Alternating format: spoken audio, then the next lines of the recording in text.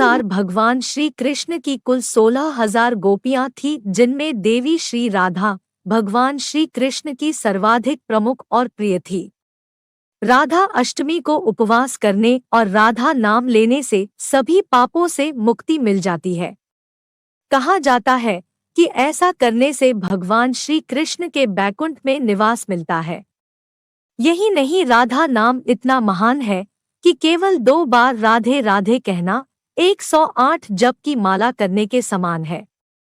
श्री राधा कृष्ण का प्रेम संबंध इतना विचित्र है कि जब आप राधा रानी की भक्ति करेंगे तो कृष्ण आपसे बेहद प्रसन्न होंगे, और जब आप कृष्ण की भक्ति करेंगे तो राधा रानी अपनी कृपा आप पर बरसाएंगी। राधा रानी स्वयं बहुत बड़ी कृष्ण भक्त थी, इसलिए वे आपको कभी निराश नहीं होने देंगी, आपकी निस्वार्थ भक्ति का अवश्य मान रखेंगी। राधा अष्टमी का महत्व। पौराणिक कथाओं के अनुसार भगवान श्री कृष्ण और राधा रानी एक दूसरे से बहुत अधिक प्रेम करते थे। इनके प्रेम का साक्षी सारा ब्रह्मांड है। यही कारण है कि राधा रानी के बिना कृष्ण जी की पूजा अधूरी मानी जाती है। मान्यता है कि जो लोग कृष्ण जन्माष्टमी का व्रत रखते हैं, उन्हें राधा रानी के जन्मोत्सव पर भी व्रत अवश्य रखना चाहिए। राधा अष्टमी के व्रत के बिना कृष्ण जन्माष्टमी के व्रत का पूरा पुण्य प्राप्त नहीं होता है। राधा अष्टमी के दिन श्री सर्वेश्वरी राधा रानी और सर्वेश्वर श्री कृष्ण दोनों की पूजा की जाती है। ऐसी मान्यता है कि इस दिन व्रत और पूजन करने वालों को सभी सुखों की प्राप्ति होती है। इसके अलावा राधा अष्टमी के दिन व्रत रखने व श्री राधा रानी की आराधना से वैवाहिक जीवन में संपन्नता और प्रेम सदैव बना रहता है।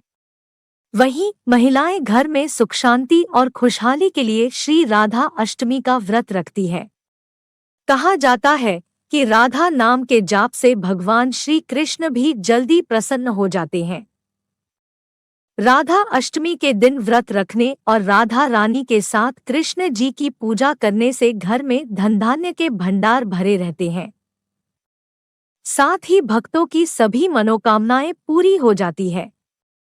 राधा रानी जन्म कथा। राधा रानी श्री कृष्ण के साथ गोलोक में निवास करती थी। एक बार देवी राधा गोलोक में नहीं थी। उस समय श्री कृष्ण अपनी एक सखी विराजा के साथ गोलोक में विहार कर रहे थे। राधा जी यह सुनकर क्रोधित हो गई और तुरंत श्री कृष्ण के पास जा पहुंची और उन्हें भला बुरा कहने लगी। यह देखकर कान्हा के मित्र श्रीदामा को बुरा लगा और उन्होंने राधा को पृथ्वी पर जन्म लेने का श्राप दे दिया। राधा को इस तरह क्रोधित देखकर विराजा वहां से नदी रूप में चली गई। इस श्राप के बाद राधा ने श्रीदामा को राक्षस कुल में जन्म लेने का श्राप दे दिया।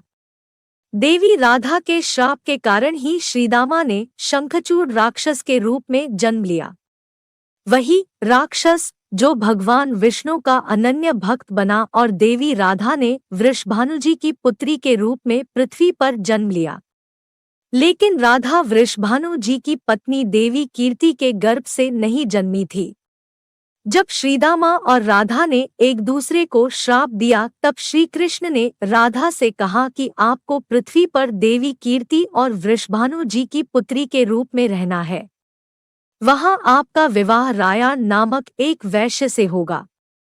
रायान मेरा ही अंशावतार होगा और पृथ्वी पर भी आप मेरी प्रिया बनकर रहेंगी।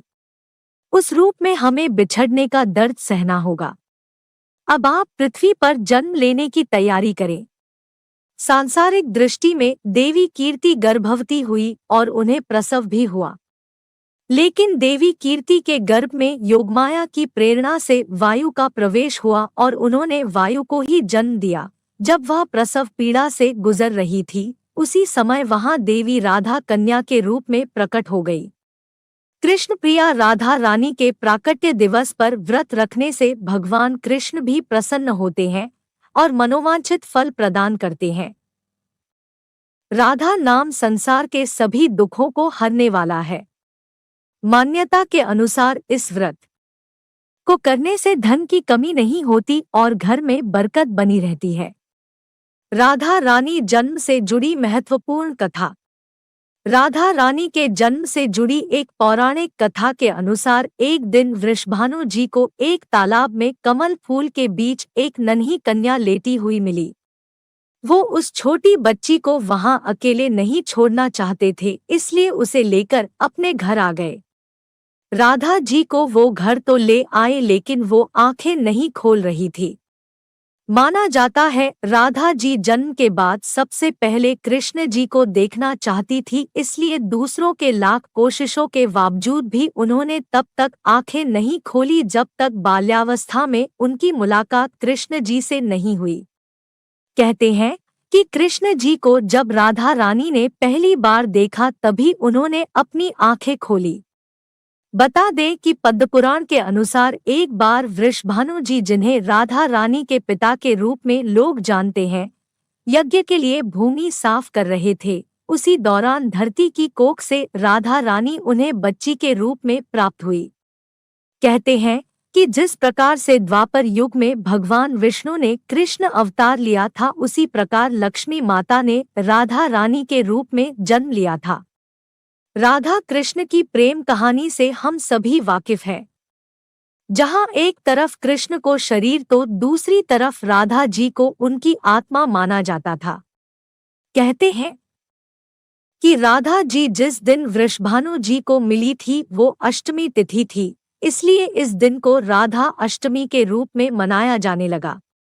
आज के दिन राधा रानी के साथ ही कृष्ण जी की पूजा अर्चना का भी विशेष महत्व है।